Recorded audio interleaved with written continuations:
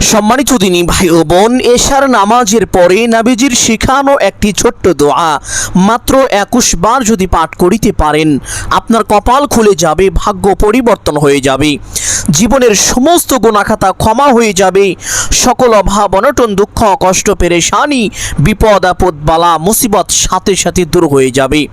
এই আমল করে আপনি আল্লাহ তাআলার কাছে যা চাইবেন আল্লাহ তাআলা আপনাকে তাই দান করিবেন। যে দোয়াই করবেন সাথে সাথে কবুল আর মঞ্জুর করে নেবেন। সুবহানাল্লাহ। বিশেষ করে আল্লাহ তাআলা আপনার জীবন থেকে সকল অভাব অনটন দূর করবেন ইনশাআল্লাহ। একটি ছোট্ট ঘটনা শুনলে অবাক হয়ে যাবেন, আশ্চর্য হয়ে যাবেন। একবার হযরত আলী রাদিয়াল্লাহু তাআলা আনহুর ঘরের মধ্যে কোনো রকম খাবার ছিল না। মাঝে মধ্যেই তাদের ঘরের মধ্যে খাবার থাকতো না। ক্ষুধার জ্বালায় তারা পাগল পাড়া হয়ে যেত। কখনো একদিন, কখনো 3 দিন, কখনো 1 মাস, কিতাবের মধ্যে এসেছে কখনো কখনো 3 মাস পর্যন্ত তাদের ঘরের মধ্যে কোনো রকম আহার করার মতো কোনো খাবার পাওয়া যেত না। নাউযুবিল্লাহ। এমন অবস্থার মধ্যেই একদিন হযরত আলী রাদিয়াল্লাহু তাআলা আনহু মসজিদে নববীতে চলে গেলেন নামাজ পড়ার জন্য। তিনি মসজিদে গিয়ে দেখতে পারলেন যে মসজিদে নববীর একটি পিলারের সঙ্গে বেশ কয়েকটি ছাগল বাঁধা রয়েছে। হযরত আলী রাদিয়াল্লাহু তাআলা আনহু এই ছাগলগুলো দেখে অন্যান্য সাহাবীদেরকে জিজ্ঞেস করলেন, ও সাহাবীরা, এই ছাগলগুলো কার? সাহাবীরা বললেন, হে ভাই আলী, এই ছাগলগুলো আপনার শ্বশুর তথা নবী করিম সাল্লাল্লাহু আলাইহি ওয়াসাল্লামের কাছে হাদিয়া এসেছে। হযরত আলী রাদিয়াল্লাহু তাআলা আনহু এই কথা শোনার সাথে সাথে অত্যন্ত খুশি হয়ে গেলেন। তিনি আনন্দের সাথে তার বাড়ির দিকে রওনা করে দিলেন।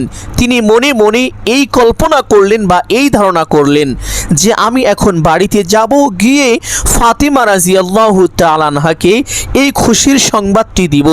দুইজনে পরামর্শ করে ফাতিমা রাদিয়াল্লাহু তাআলা আনহা যদি নবীজি সাল্লাল্লাহু আলাইহি ওয়াসাল্লামকে আমাদের এই দুরবস্থার কথা তুলে ধরেন, অবশ্যই নবীজি সাল্লাল্লাহু আলাইহি ওয়াসাল্লাম একটি ছাগল হলেও আমাদেরকে আহার করার জন্য দিবেন। অতঃপর হযরত আলী রাদিয়াল্লাহু তাআলা আনহু বাড়িতে চলে গেলেন। গিয়ে ফাতিমা রাদিয়াল্লাহু তাআলা আনহার সঙ্গে আলাপ আলোচনা করলেন। সিদ্ধান্ত হলো ফাতিমা রাদিয়াল্লাহু তাআলা আনহা নবীজি সাল্লাল্লাহু আলাইহি ওয়াসাল্লামের বাড়িতে চলে যাবেন।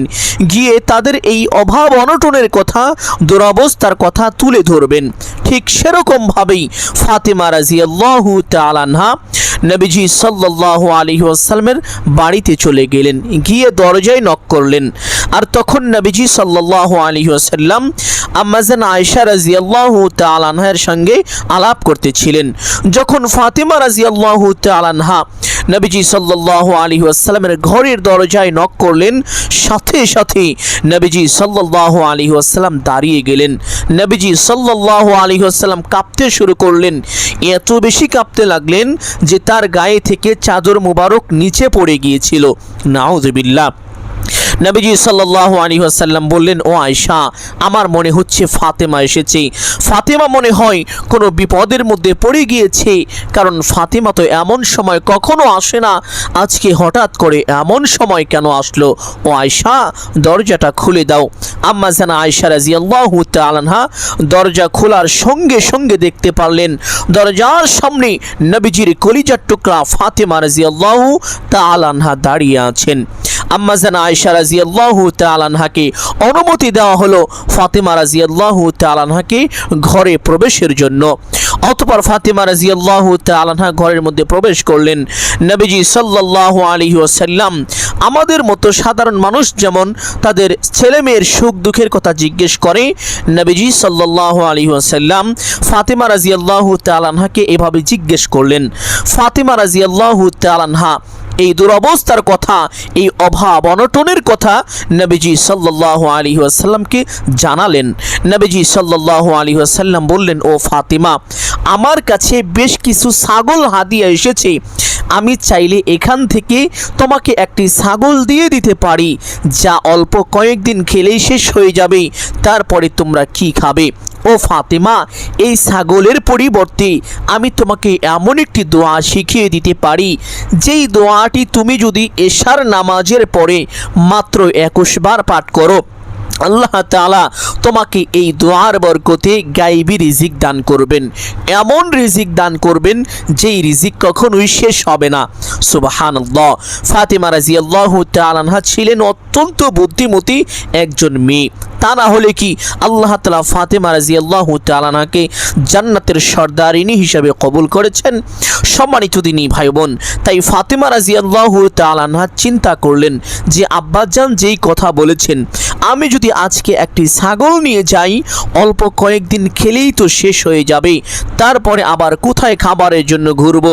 তার চেয়ে ভালো এই আমলটি নিয়ে যাই, দোয়াটি শিক্ষা করে যাই। দোয়াটি যদি পাঠ করি, আল্লাহ তাআলা আমাদেরকে গায়বী রিজিক দান করবেন। নবীজি সাল্লাল্লাহু আলাইহি ওয়াসাল্লামকে ফাতিমা রাদিয়াল্লাহু তাআলা আনহা বললেন, ইয়া রাসূলুল্লাহ সাল্লাল্লাহু আলাইহি ওয়াসাল্লাম, ছাগলের দরকার নেই, আমাকে দোয়াটা শিখিয়ে দিন, আমি এই দোয়া শিক্ষা করে বাড়িতে চলে যাই, বাড়িতে গিয়ে আমি এই আমলটি করব। নবীজি সাল্লাল্লাহু আলাইহি ওয়াসাল্লাম ফাতিমা রাদিয়াল্লাহু তাআলা আনহাকে এই দোয়াটি শিক্ষা দিয়েছিলেন। অতঃপর ফাতিমা রাদিয়াল্লাহু তাআলা আনহা বাড়ির দিকে রওনা করলেন, ছাগল রেখে শুধুমাত্র দোয়াটি শিক্ষা করে বাড়ির দিকে রওনা করলেন।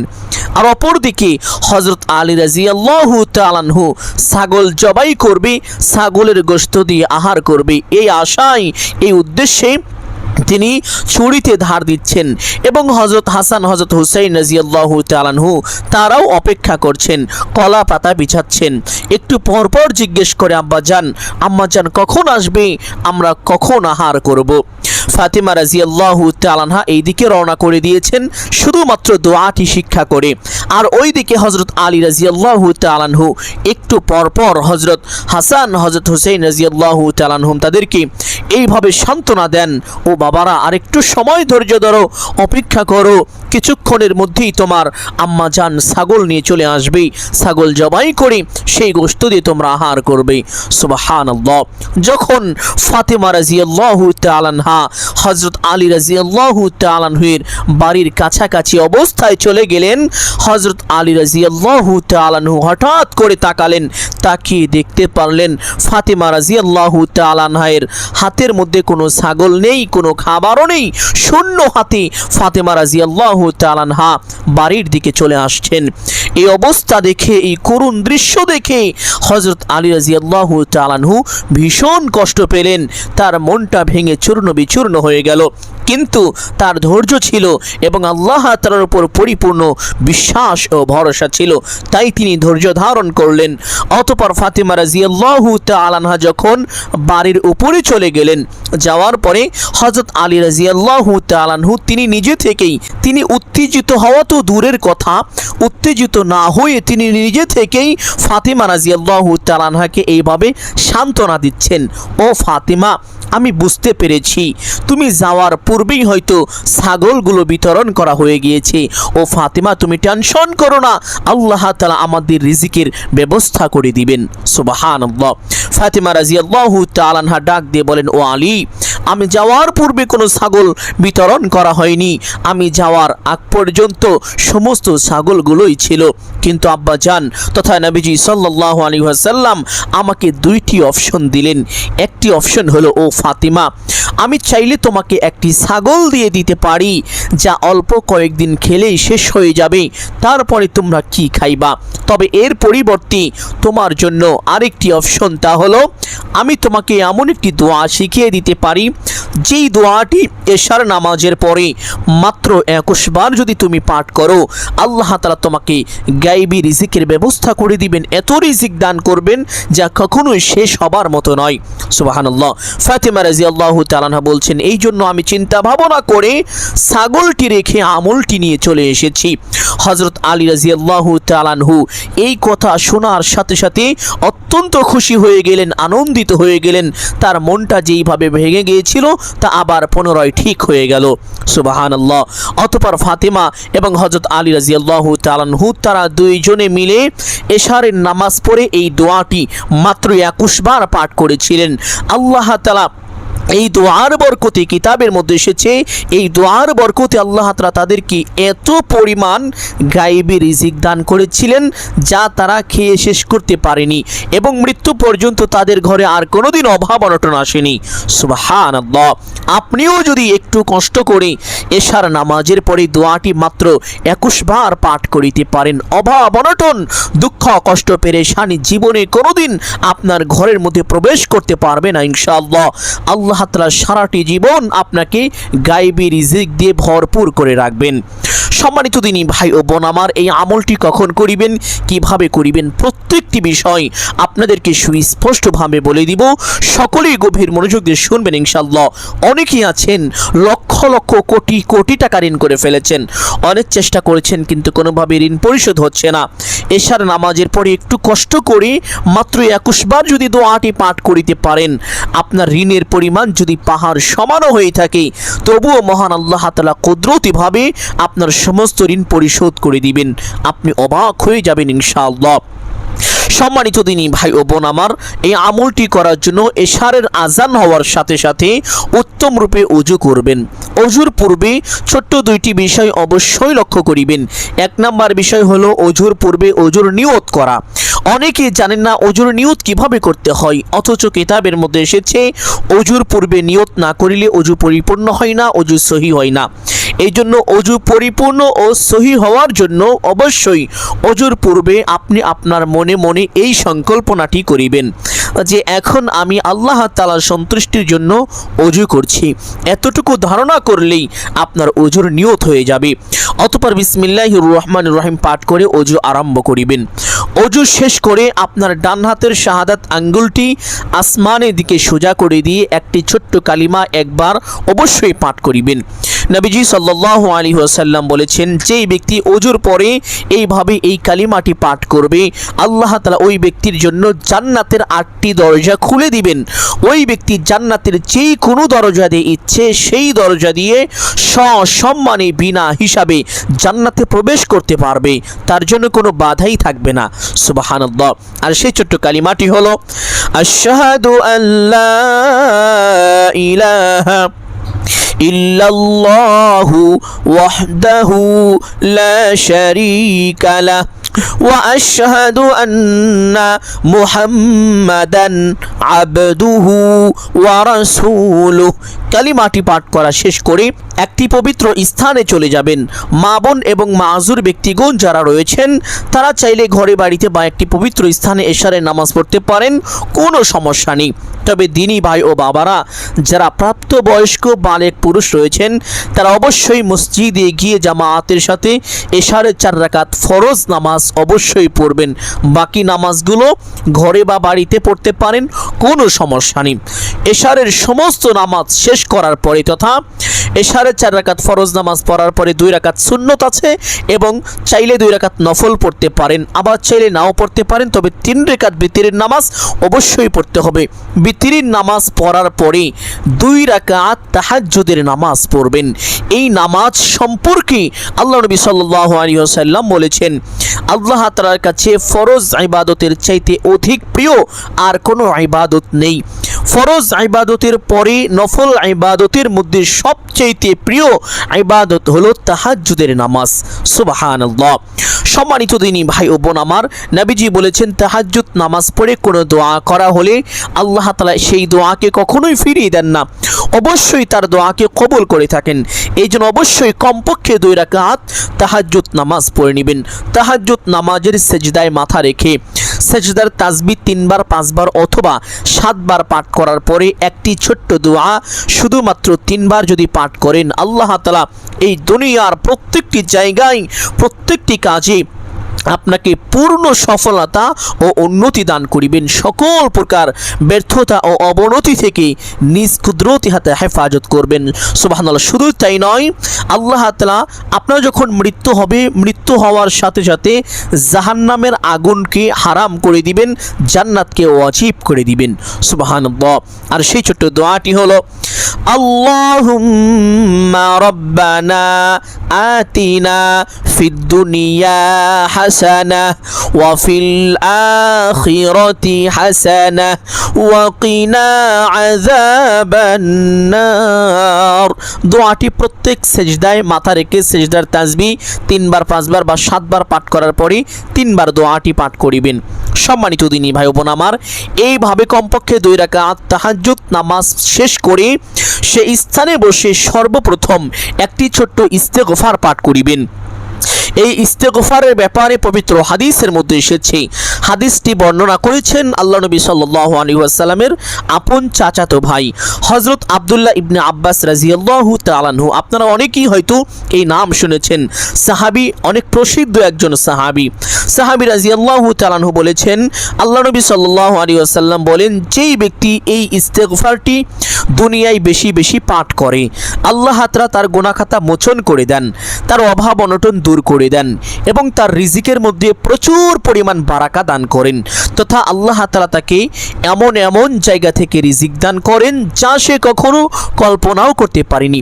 এভাবেই হাদিসের মধ্যে এসেছে। সুবহানাল্লাহ। আর সেই ছোট্ট ইস্তেগফারটি হলো আস্তাগফিরুল্লাহাল্লাযী লা ইলাহা ইল্লা হুয়াল হাইয়ুল কাইয়্যুম ওয়া আতুবু ইলাইহি। যদি এই ইস্তেগফারটি পাঠ করা কষ্ট হয়ে যায় তাহলে ছোট্ট ইস্তেগফার আস্তাগফিরুল্লাহ আমলের সময় কমপক্ষে 5 বার পাঠ করিবেন। ইস্তেগফারটি 5 বার পাঠ করার পরে একটি ছোট্ট দুরূদ পাঠ করিবেন। নবীজি সাল্লাল্লাহু আলাইহি ওয়াসাল্লাম বলেছেন, যেই ব্যক্তি আমি রাসূলের উপরে একবার দুরূদ পাঠ করে, আল্লাহ তাআলা সাথে সাথে ওই ব্যক্তির উপরে কমপক্ষে 10টি রহমত নাজিল করেন, তার আমল নামায় কমপক্ষে 10টি নেকি দান করেন, তার জীবন থেকে কমপক্ষে 10টি গুনাহ খাতা ক্ষমা করে দেন এবং আল্লাহ তাআলা তাকে বড় বড় 10টি বিপদ থেকে নিজ কুদরতি হাতে হেফাজত করেন। তার মনের বড় বড় 10টি আশা বাসনা আল্লাহ তাআলার সাথে সাথে পূরণ করে থাকেন। সুবহানাল্লাহ। শুধু তাই নয়, নবীজি সাল্লাল্লাহু আলাইহি ওয়াসাল্লাম বলেছেন, যেই ব্যক্তি দুনিয়াতে এই দুরূদটি যত বেশি পাঠ করবে, ওই ব্যক্তি কাল হাসরের ময়দানে আমি রাসূলের তত বেশি নিকটবর্তী হবে। ওই ব্যক্তির চেহারা দিয়ে কাল হাসরের ময়দানে নূর চমকাতে থাকবে। নবীজি সাল্লাল্লাহু আলাইহি ওয়াসাল্লাম তাকে দেখে খুব সহজেই চিনতে পারবেন। সুবহানাল্লাহ। আর সেই ছোট্ট দুরূদটি হলো আল্লাহুম্মা সাল্লি আলা মুহাম্মাদ ওয়া আলা আলি মুহাম্মাদ। এতটুকু পাঠ করলেই যথেষ্ট হবে। তবে চেষ্টা করিবেন দুরূদে ইব্রাহিম পরিপূর্ণ পাঠ করার জন্য, না পারলে কোনো সমস্যা নেই। সম্মানিত দিনী ভাই বোন আমার, দুরূদটি আমলের সময় কমপক্ষে 5 বার পাঠ করিবেন।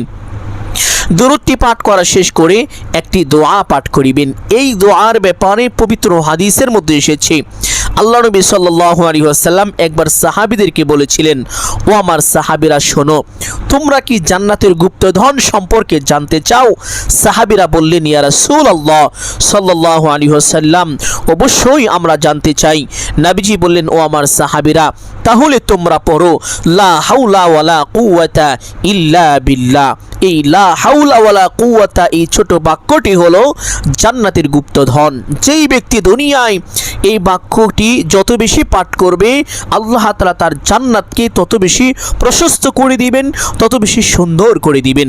সুবহানাল্লাহ। শুধু তাই নয়, শুনলে অবাক হয়ে যাবেন, নবীজি সাল্লাল্লাহু আলাইহি ওয়াসাল্লাম আরেকটি হাদিসের মধ্যে বলেছেন, এই দোয়াটি হলো 70টি রোগের মহা ঔষধ। আর তার মধ্যে সবচেয়ে ছোট রোগ হলো বান্দার অভাব অনটন। যখন কোনো বান্দা অভাব অনটনের মধ্যে পড়ে যাইবে, সে যদি এই দোয়া পাঠ করে, এই দোয়ার মাধ্যমে আল্লাহ তাআলার কাছে সাহায্য চায়, আল্লাহ তাআলার সাথে সাথে তার রহমতের ছায়া দিয়ে ওই ব্যক্তিকে ঢেকে দেন। সকল প্রকার বিপদ আপদ, বালা মুসিবত, অভাব অনটন, দুঃখ কষ্ট পেরেশানি দূর করে দেন। সুবহানাল্লাহ। এই জন্য সম্মানিত দিনী ভাই বোন, যখনই কোনো অভাব অনটনের মধ্যে পড়ে যাইবেন, বিপদ আপদের মধ্যে পড়ে যাইবেন, বালা মুসিবত আপনার সংসার পরিবারের মধ্যে প্রবেশ করবে, সাথে সাথে এই দোয়াটি পাঠ করিবেন। দোয়াটি হলো লা হাওলা ওয়ালা কুওয়াতা ইল্লা বিল্লাহ। আমলের সময় দোয়াটি কমপক্ষে 5 বার পাঠ করিবেন। দোয়াটি পাঠ করা শেষ করে আরেকটি ছোট্ট দোয়া পাঠ করিবেন। এই দোয়ার ব্যাপারে পবিত্র হাদিসের মধ্যে এসেছে, আল্লাহ নবী সাল্লাল্লাহু আলাইহি ওয়াসাল্লাম বলেছেন, যেই ব্যক্তি 100 বার এই ছোট্ট দোয়াটি পাঠ করবে, তার গুনাহের পরিমাণ যদি সমুদ্রের ফেনা রাশিও হয়ে থাকে, তবুও মহান আল্লাহ তাআলা তার জীবনের সমস্ত গুনাহ খাতা ক্ষমা করে দিবেন। সুবহানাল্লাহ। ছোট্ট দোয়াটি হলো সুবহানাল্লাহি ওয়া বিহামদিহি।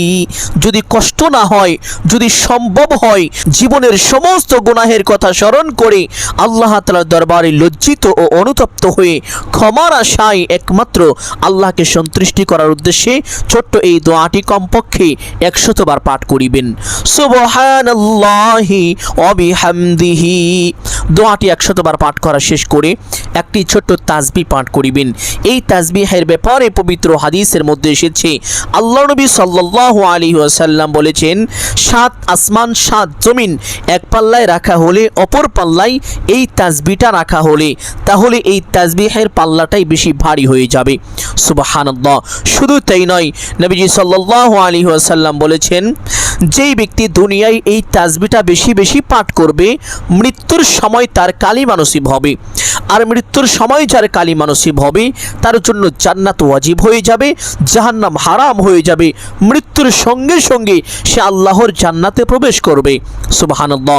আরেক হাদিসের মধ্যে নবীজি বলেন, যেই ব্যক্তি দুনিয়ায় এই তাসবিহটা বেশি বেশি পাঠ করবে, ওই ব্যক্তি কাল হাসরের ময়দানে এমনভাবে উপস্থিত হবে যেন তার জন্য জাহান্নাম পর্যন্ত হারাম হয়ে গিয়েছে। সুবহানাল্লাহ। ছোট্ট তাসবিহটা বলে দিচ্ছি, সকলেই মুখস্থ করে নেবেন। মুখস্থ করতে না পারলে বাংলায় লিখে রাখুন, দেখে দেখেও পাঠ করিতে পারবেন, কোনো সমস্যা নেই। তাসবিহটা হলো সুবহানাল্লাহি ওয়ালহামদুলিল্লাহি ওয়া লা ইলাহা ইল্লাল্লাহু ওয়াল্লাহু আকবার। আমলের সময় কমপক্ষে 100 বার পাঠ করার চেষ্টা করবেন, না পারলে কমপক্ষে 5 বার অবশ্যই পাঠ করিবেন। তাসবিহটা পাঠ করা শেষ করে নবীজির শিখানো, নবীজির প্রিয় কন্যা ফাতিমা রাদিয়াল্লাহু তাআলা আনহাকে যেই দোয়া শিক্ষা দিয়েছিলেন, যেই দোয়া পাঠ করে ফাতিমা রাদিয়াল্লাহু তাআলা আনহার সাথে সাথে আল্লাহ তাআলা পক্ষ থেকে অঢেল গায়বী রিজিক পেয়েছিলেন, সেই দোয়াটি মাত্র 21 বার হাতের আঙ্গুল দিয়ে গুনে গুনে এইভাবে পাঠ করিবেন। দোয়াটি হলো, আল্লাহুম্মা ইয়া আউয়ালাল আউয়ালিন। প্রথমে আপনাদেরকে সম্পূর্ণ দোয়াটি বলে দিব। যদি সম্পূর্ণ দোয়াটি পাঠ করিতে না পারেন, কোনো সমস্যা নেই। এই দোয়ার একটি মূল অংশ আছে, সেই অংশটুকু পাঠ করলেই দোয়াটি আদায় হয়ে যাবে। দোয়াটি হলো, আল্লাহুম্মা ইয়া আউয়ালাল আউয়ালিন ইয়া আখিরাল আখিরিন ইয়া যাল কুওয়াতিল মাতিন ইয়া রাহিমাল মাসাকিন ইয়া আরহামার রাহিমিন। চেষ্টা করিবেন এই সম্পূর্ণ দোয়াটি পাঠ করার জন্য। যদি কষ্ট হয়ে যায় বা পাঠ করিতে না পারেন, অপারগ হয়ে যান, তাহলে শুধুমাত্র এই দোয়ার এই অংশটুকু পাঠ করিবেন, ইয়া রাহিমাল মাসাকিন। এই দোয়ার অর্থ হলো, হে গরিবদের প্রতি দয়ালু আল্লাহ। সুবহানাল্লাহ। আপনি যদি আল্লাহকে এইভাবে ডাকেন, আল্লাহ তাআলা অবশ্যই তার সমস্ত ধনভাণ্ডারের সমস্ত দরজা খুলে দিয়ে আপনাকে সাহায্য করিবেন। আপনি অবাক হয়ে যাবেন, এমন এমন জায়গা থেকে রিজিক আসতে থাকবে যা কখনো কল্পনাও করতে পারেননি। সুবহানাল্লাহ। তাহলে আমলের সময় কমপক্ষে 21 বার ইয়া রাহিমাল মাসাকিন। সম্মানিত দিনী ভাই বোন, দোয়াটি 21 বার পাঠ করা শেষ করে আবার সেই দুরূদটি যদি পারেন, তাহলে কমপক্ষে 5 বার পাঠ করিবেন। যদি সেই দুরূদটি পাঠ করা কষ্ট হয়ে যায়, তাহলে ছোট্ট দুরূদ সাল্লাল্লাহু আলাইহি ওয়াসাল্লাম কমপক্ষে 5 বার পাঠ করবেন। দুরূদটি পাঠ করা শেষ করে মোনাজাত করবেন।